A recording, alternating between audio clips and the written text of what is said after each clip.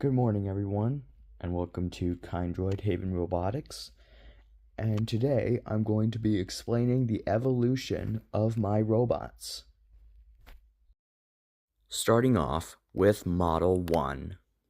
This model was remote controlled and consisted of 4 1-inch wheels. It was 2 feet tall, 1.5 feet wide, and 6 inches long. It also consisted of a flashlight on the front. Sadly, there is no footage of this robot during its test drive or manufacturing. However, it was considered a failed prototype after it only drove in circles. Thus, an hour later, it was scrapped, marking the end of its run. There was a short period where I didn't produce any robots. Until in mid-February, I produced Model 2. This model was also remote controlled and consisted of the same size wheels and same flashlight feature. However, this model was smaller, at 1.5 inches long, on about 6 inches wide, and about 1 foot tall. This model had the same issues as its predecessor, which was top heaviness. However, it was not as intense, so it could actually drive, but not without the risk of stopping frequently, otherwise it would risk falling over. However, Model 2 was considered a partial success, but it didn't stay long, as the same day it would be replaced by Model 3.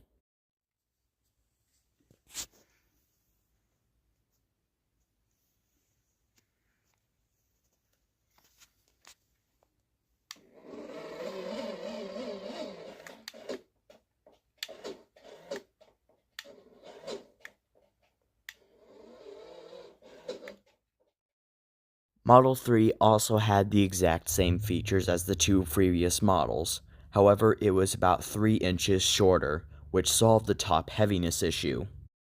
Thus, it was declared a successful robot, and the first successful prototype ever produced, and thus still intact to this day. About 2 weeks later, I would move on to Model 4.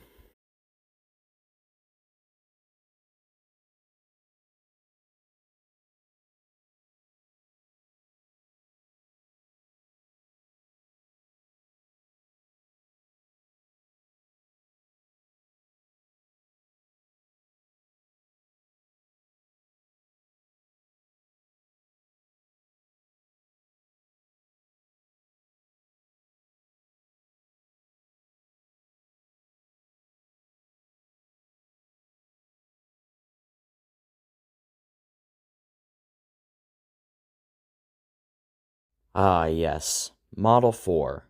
Model 4 was the first ever produced quadruped. At that time, I didn't really know much of what I was doing when it came to things like physics and signal and all that stuff. This model consisted of an I2C screen and 4 stepper motors. This model did get completed hardware and coding wise.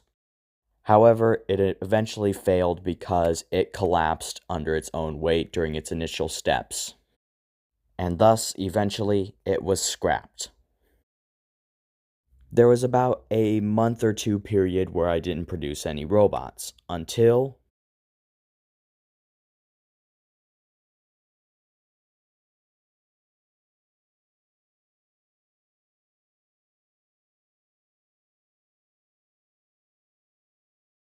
Model 4.5 was a fully autonomous, multi-sensor obstacle avoiding robot. This one was when the robotics started getting interesting. The greatest achievement of this prototype was its ability to stand on its own flawlessly.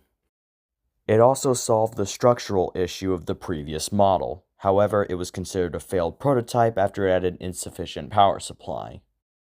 So I had to spend some time thinking about what I was going to do next for the next model. And that's when I had it. Model 5.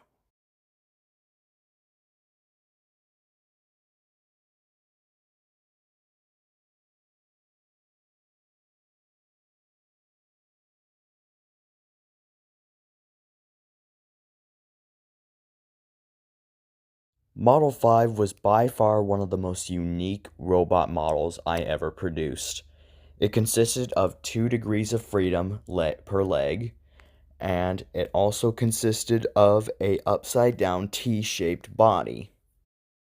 This robot countered the issues of Model 4.5, which was power issues. However, it was considered a failed prototype after we realized that SG90s weren't strong enough. And so this one was scrapped for its hardware. Then there was yet another period where I didn't produce any robots. But that was until Model 6 was produced.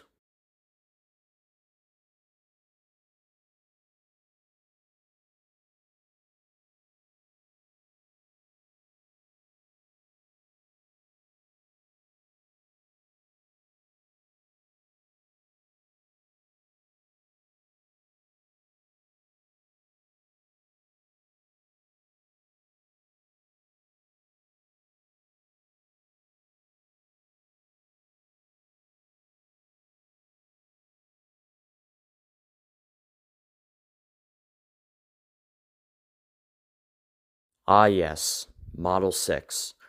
This was the last quadruped I ever have or ever will produce. This model consisted of 3 servos per leg, and also an ultrasound sensor at the front, but also a body sled on the bottom.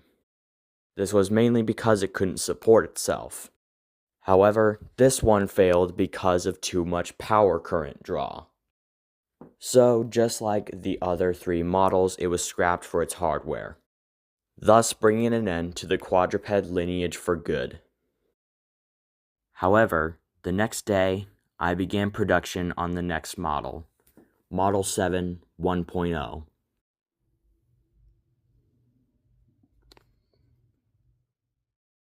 Model 7 1.0 was an autonomous obstacle-avoiding rover that was produced as a counter to Model 6's problems. This one saw extremely minor success, and that was for 2 reasons. This robot set the record for the slowest robot I ever produced, moving at an agonizingly slow 1 centimeter per 30 seconds.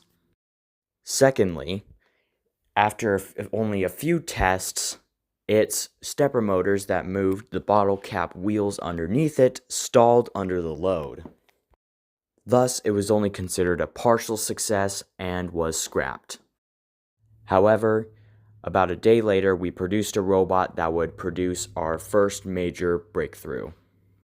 Model 7 2.0.